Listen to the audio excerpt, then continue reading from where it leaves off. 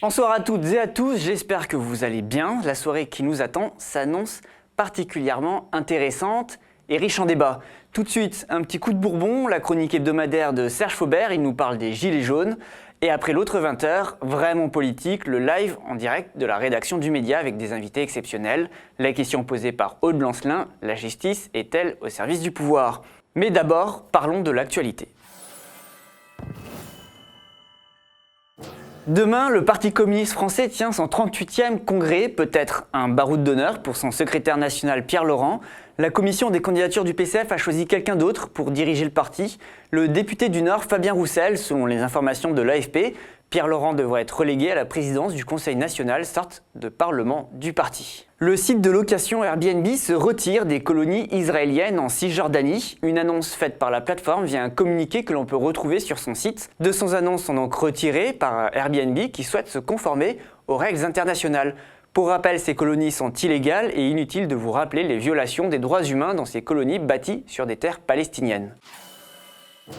La dernière fois qu'il est venu sur le plateau du Média, je vous avais prévenu qu'on le verrait plus souvent. Eh bien, chose promise, chose due. Kevin Boucaud-Victoire est là pour nous parler de son dernier papier sur le Mediapresse. Tu as été dans l'Essonne pour rédiger le portrait de Farida Amrani et d'Ulysse Rabaté, les candidats et filles qui vont tenter dimanche de ravir au LREM le siège de député laissé vacant par Manuel Valls. Alors exactement, j'ai été dans la première circonscription de l'Essonne qui regroupe les communes d'Évry, de Corbeil-Essonnes et 4 autres petites villes aux alentours, où Farida Amrani est candidate avec son suppléant Ulysse Rabaté. Pour rappel, ces deux-là avaient déjà échoué d'une courte tête en 2017 face à Manuel Valls. Élection controversée où il y avait eu des accusations de fraude qui ont été avérées, mais le Conseil constitutionnel a décidé que la fraude était trop minime pour faire partir Manuel Valls, mais Valls est parti de lui-même pour être candidat à Barcelone. Pour ce deuxième tour, donc j'ai été rencontrer à Corbeil-Essonnes Farida et Ulysse, et puis ensuite j'ai sillonné un peu la circonscription, donc à Corbeil-Essonnes et puis à Évry, au contact des habitants pour savoir ce qu'ils pensaient de ces candidats et aussi ce qu'ils pensaient de ces élections où l'abstention était massive de l'ordre de 80% au premier tour. Très bien, merci Kevin, et donc rendez-vous sur le site lemediapresse.fr. Personnellement, j'ai hâte de lire ton papier. Et maintenant, un petit coup de Bourbon, les Gilets jaunes affolent la Macronie, les députés LREM sont déboussolés, ils redoutent l'affrontement avec les Gilets jaunes et cherchent des portes de sortie, des frondeurs reprochent au gouvernement d'en faire trop pour les riches, et le ministre Jean-Yves Le Drian pourrait bien claquer la porte.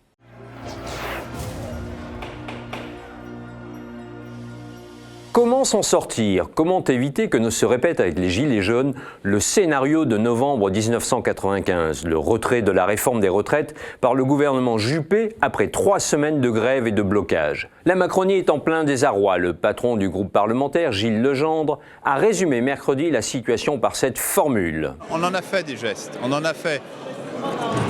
Non, ni l'un ni l'autre. Ni faire des gestes, ni rester droit dans ses bottes. En clair, on ne veut rien lâcher, mais il faut qu'on trouve rapidement une issue. Il y a urgence, car si le pays gronde, la majorité parlementaire, elle, est au bord de l'explosion. Ministres et députés redoutent de s'engager dans un bras de fer avec les Gilets jaunes et l'opinion. Chacun, à sa façon, recommande de lâcher du lest. À commencer par Jean-Yves Le Drian, le ministre des Affaires étrangères, si taiseux d'ordinaire qu'on en oubliait presque qu'il était encore au gouvernement. Lundi, sur Europe 1, il y est allé de sa petite leçon au Premier ministre et au Président de la République.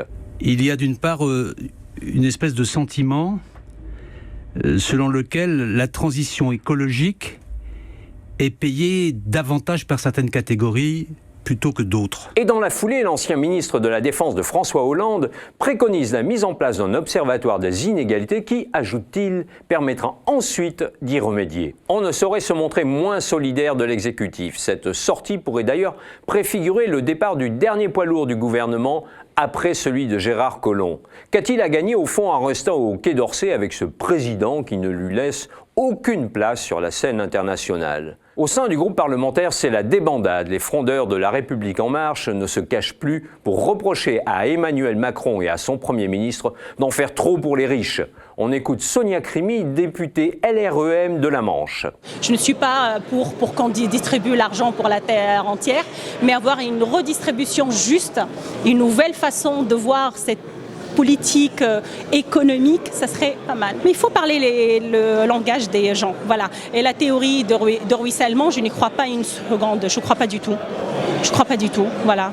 Il faut faire un petit peu de sociologie pour voir, et quand on a le pouvoir et l'argent, ben on le garde. C'est l'être humain, il est comme ça, c'est pas moi. Pourtant, mardi matin, le Premier ministre lui-même a participé à la réunion hebdomadaire des députés de La République En Marche, histoire de mettre au pas les récalcitrants. Mais à l'évidence, le recadrage d'Édouard Philippe n'a pas impressionné grand monde.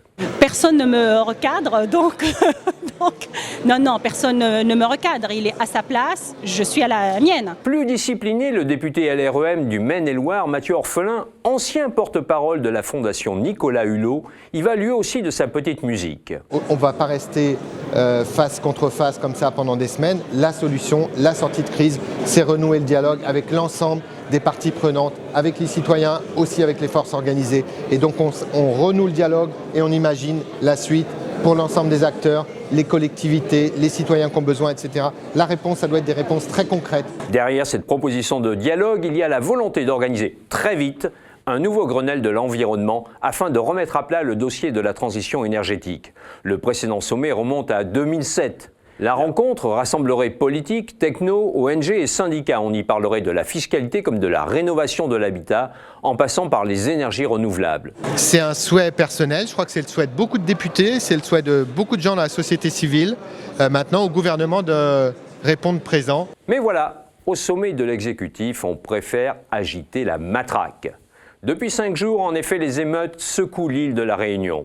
Ce qui se passe depuis samedi à La Réunion est grave. Nous avons mis les moyens et allons continuer à les mettre. Nos militaires seront mobilisés dès demain pour rétablir l'ordre public. Nous serons intraitables car on ne peut pas accepter les scènes que nous avons vues, écrit le chef de l'État sur son compte Twitter. Pas question par conséquent de se montrer tolérant en métropole. L'heure est à la castagne façon Castaner. Le ministre de l'Intérieur l'a rappelé hier dans l'hémicycle après que le député Jean Lassalle a provoqué une interruption de séance pour avoir enfilé un gilet jaune. Monsieur Lassalle sait par expérience que si le ridicule ne tue pas, moi je pense. Je pense aux 2 personnes. Je pense aux 2 personnes qui sont mortes depuis samedi. Je pense aux 584 blessés. Je pense aux 110 policiers et gendarmes qui, pour garantir la protection, mesdames, messieurs les députés, la protection du droit fondamental de manifester, se sont retrouvés blessés. C'est cela la réalité. Je remarque que M. Castaner, ça fait 3 jours maintenant qu'il s'est spécialisé dans la provocation et les menaces de répression. Alors, je ne sais pas s'il est dans son rôle, mais ça ne le grandit pas, quoi. C'est le ministre de l'Intérieur qui instrumentalise les victimes.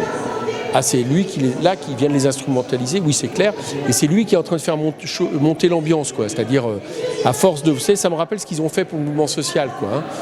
Voilà, on craint les débordements, puis un jour on apprend que M. Benalla est dans une manifestation et casse la gueule à des manifestants. Et bien là, j'ai l'impression qu'ils font la même chose avec les gilets jaunes. Ils commencent à dire, oui, il y a radicalisation, comme par hasard, il y a quelques débordements, et lui, il en remet une couche. Voilà, donc je trouve que c'est vieille tactique pour freiner les mouvements. Ça ne marche pas d'abord, mais ça ne grandit pas ceux qui l'utilisent. Pour l'heure, l'appel à manifester place de la Concorde est maintenu. Tous les sondages réalisés ces jours-ci montrent que l'opinion demeure très largement favorable au mouvement des Gilets jaunes en dépit des incidents.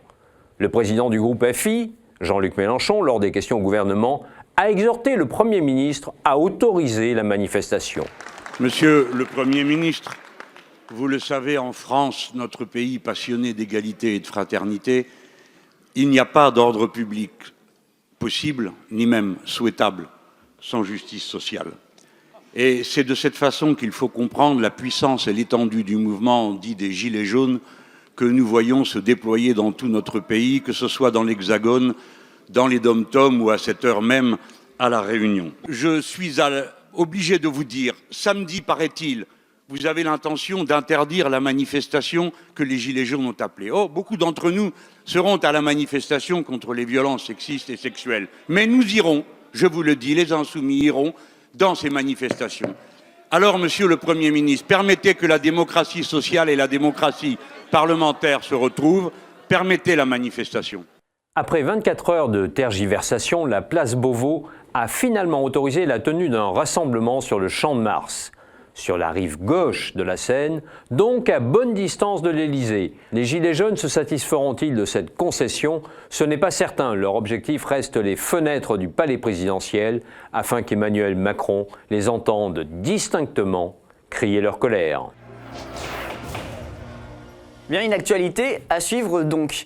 Le média suivra d'ailleurs des Gilets jaunes ce week-end. On vous fera un retour lundi. Sachez que si vous êtes sociaux et Gilets jaunes, vous avez normalement reçu par mail la proposition de témoigner pour le Mediapresse et vous êtes déjà plus de 500 à nous avoir répondu. On vous remercie. Si vous ne l'avez pas fait, vous avez jusqu'à ce soir minuit pour nous envoyer votre témoignage à la rédaction donc, du Mediapresse. De façon générale, si vous voulez avoir plus d'informations sur les Gilets jaunes, je vous invite à vous rendre dès maintenant sur notre site lemediapresse.fr. L'autre 20h est fini pour ce soir. Maintenant, place à Vraiment Politique, avec des intervenants de qualité, la magistrate Hélène Franco, ancienne secrétaire générale du syndicat de la magistrature et membre de la France Insoumise, Fabrice Arfi, célèbre journaliste d'investigation qu'on ne présente plus de Mediapart, Juan Branco, un avocat qui défend notamment Wikileaks et ancien candidat FI aux législatives, Éric Alt, magistrat lui aussi et vice-président d'Anticor, animé par Aude Lancelin qui les interroge sur l'indépendance de la justice. N'oubliez pas, le média est en danger, devenez sociaux, faites connaître notre vision de l'information et du journalisme, partagez nos contenus. Quant à nous, on se retrouve lundi et je vous souhaite une très bonne soirée.